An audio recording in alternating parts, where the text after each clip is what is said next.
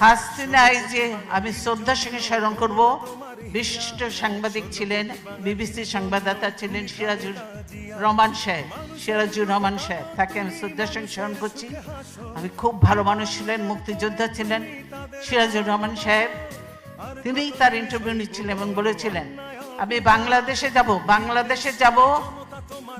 যাব রাজনীতি করার জন্য নয়, প্রতিশোধ নেওয়ার জন্য। হাসিনা এই কথাটা বলেছে, উনি বলে এটা ঠিক হচ্ছে না, কিন্তু হাসিনা বলেছে আমি প্রতিশোধ নেওয়ার জন্য।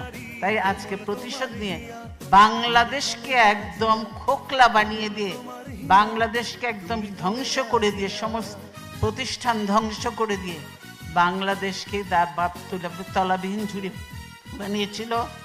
এবারে তার থেকেও নিচে কোথায় কোন কি বানাবে আল্লাহর নামে বাংলাদেশকে ধ্বংস করে দিয়ে তিনি হয়তো দেশের থেকে চলে যাবেন।